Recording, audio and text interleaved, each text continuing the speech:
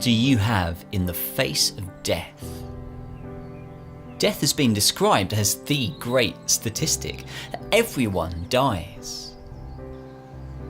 Now this might seem like a bit of a depressing way to start this video, but that's mainly because our culture doesn't like to talk about it. But here's the thing, and I say this as someone who has experienced the loss of a close family member. Death is something that we will all face eventually. Hebrews 9:27 puts it like this: people are destined to die once, and after that to face judgment. Everybody dies. So, what hope do we have in the face of death? Last time, in chapter 1 of Habakkuk, we saw how Habakkuk the prophet really struggled with how wicked people in Israel were rejecting God and seemingly going unpunished. Graciously, God answered Habakkuk. He affirmed that the wicked were to be judged. But then, God dropped the bombshell that he was going to use the least godly people on earth at the time, the Babylonians, to do it. God promised that justice would be done, but God's judgment of the evil all around Habakkuk meant sending even more evil people to carry it out. Where is the justice in that? Okay, the wicked people in Israel might get what's coming to them, but what about the wickedness of the Babylonians? We're going to pick things up at Habakkuk chapter 1 verse 12, where that very question is being asked.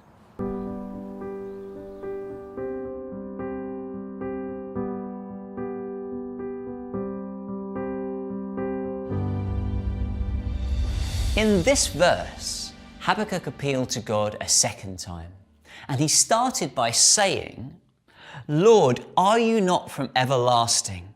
My God, my Holy One, you will never die." Habakkuk began by remembering who God is. He remembered that God was his God, that God is holy and so always does what is right, and that God is bigger than life, the universe, and everything. God chose the evil Babylonians as his instrument for justice and judgment, and Habakkuk knew this wasn't a random act. This wasn't survival of the fittest. This was God in control, directing what would happen and when. We see that back in the second half of verse 12. You, Lord, have appointed them to execute judgment. You, my rock, have ordained them to punish. We see previously in chapter 1 how unexpected this answer would have been to Habakkuk. And yet, here we see that he humbly accepted what God had said to him. God had said he was going to judge using the Babylonians, all of the wickedness that was going on. And that wasn't an easy answer, but Habakkuk knew he could trust God with it. When we have a question for God, or there is something difficult or troubling about him that we don't understand, we need to make sure that we begin by remembering what we do know about him. That he is good, that he is perfect, and that he is much bigger than we can imagine, and more powerful than we could ever know. And if we are his people, just like Habakkuk, we can say that he is our God. And because of what he is like, we can trust him, even when what he says and what he does doesn't sit comfortably with us. We need to remember with whom we're dealing. God is holy. He is perfect. He is running the world perfectly, even though we can't always see it clearly. God's plans are wise, and his word can be trusted. But look, not even Habakkuk found that easy. Take a look at verses 13 to 17. Your eyes are too pure to look on evil. You cannot tolerate wrongdoing. Why then do you tolerate the treacherous? Why are you silent while the wicked swallow up those more righteous than themselves? Habakkuk cuts right to the heart of his problem. How can a good and holy God ignore the wickedness of the very people he was going to use to carry out his plans? Essentially, this is a similar question to the one we all ask at some point. How can a good and holy God allow, let alone use for his good purposes, evil and suffering? In the verses that follow, Habakkuk doesn't mince his words as he is talking to God. The Babylonians were conquering and destroying everyone and everything in their path without even a hint of mercy. And how can God be okay with this? It's worth saying that it is okay for us to ask God questions like this. Loads of people throughout the Bible do the same thing too. But notice how Habakkuk finishes his appeal to God in chapter 2, verse 1. I will stand at my watch and station myself on the ramparts. I will look to see what he will say to me and what answer I am to give to this complaint. Habakkuk asks big questions of God, and he knows that God gives answers, so he waits. Like a watchman looking for a coming messenger, Habakkuk is prepared to wait. He knows that God gives answers, but he also knows that it will be in God's own time and in God's own way. What's going on in your world at the moment? There may be areas of struggle and suffering, perhaps even at the hands of others. But no matter how dark and desperate the situation seems, God is a God who gives answers, and he does what is right. God is a just God, and he will make sure evil is dealt with. And God is a God who cares for his people. He listens to them, and he does speak to them. For Habakkuk, God spoke to him directly. To us, God speaks in the pages of the whole Bible. It is in the Bible that he reveals his plans to us, and it is there that we see God's greatest answer to every human problem. And we'll start to see that answer in chapter 2. In this next chapter, God answered Habakkuk with a massive declaration of judgment upon the Babylonians. Cast your eyes over chapter 2. We see in verse 6 that the Babylonians would be taunted and ridiculed. In verse 8, that they would be plundered just like they plundered others. In verse 16, that they would be filled with shame instead of glory. And in verse 17, that they themselves would be overwhelmed with violence. Babylon would not last, and justice would be done to them.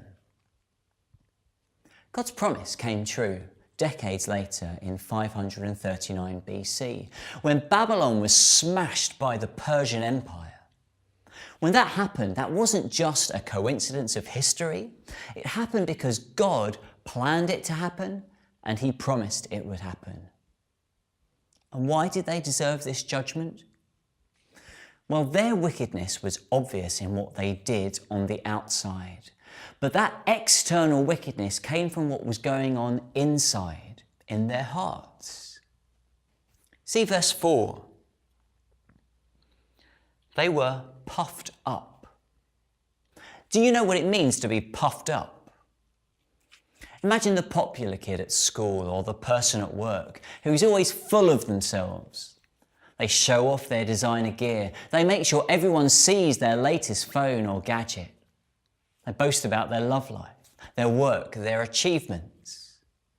They think they are brilliant, and they think everyone else ought to think the same way. That's what the Babylonians were like. They were puffed up. They thought they were brilliant. They thought they deserved the world. That's why they tried to take it. They would use their strength and their brilliance to make sure everyone knew how great they were. They wanted glory. But that glory belongs to God. He is the eternal one. He is the perfect one. And the heart of their problem was that they trusted themselves, not God. They wanted glory for themselves and not God. Now, as we look through the whole Bible, it becomes clear that this is not just a Babylonian problem. We've already seen in chapter 1 that this was a problem in Israel too. And all the way through human history, we see the same thing. People trusting themselves and not God, wanting the glory for themselves and not for God. It's the same problem for me and the same problem for you. And because we have the same heart problem as the Babylonians, we deserve the same judgment. Instead of the glory we crave, we will ultimately receive shame and destruction. Everybody dies because everybody deserves judgment. So, can there be any hope for people like you and me? Well, yes, there can. If you look back to verse 4, you'll see God describe another type of person. Listen. But the righteous will live by his, that is their, faith. Now, some translations use the word faithfulness, but that word is much more than just being faithful. In order to be faithful to God, you need to have faith in God. And that is what is going on here. Righteous people will not face judgment but live because of their faith in their great God. Habakkuk was about to go through some pretty tough times, but God's promise to him was that he would live by faith. Faith not in himself or other people, but in who God is. Faith knowing that God and his word can be trusted. Habakkuk trusted God, and so he was counted as righteous, that is, someone who is in right relationship with God. And because of that, he would live. He didn't need to fear God's coming judgment. And the good news is, neither do we. God's words to Habakkuk are picked up in the New Testament book of Romans, written a few decades after Jesus came. In chapter 1, verse 17, the writer, talking about the gospel, or good news about Jesus, says, "For in the gospel, the righteousness of God is revealed, a righteousness that is by faith from first to last. Just as it is written, the righteous will live by faith." God revealed to Habakkuk that the righteous would live by faith. How is it possible that our faith can make us righteous? Well, the answer we find out in Romans is in the gospel. It's in the good news about Jesus. Jesus is the Son of God who became a man, who truly did live a righteous life. He's the only person who deserved to live. But Jesus died. He was put to death on a cross.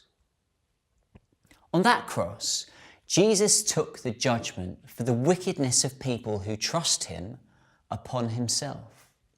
In return, he gives his own perfect righteousness. He swaps places with us. How does God give us this righteousness that gives us life? By faith in Jesus. By trusting God's promise that Jesus' death means that I will live.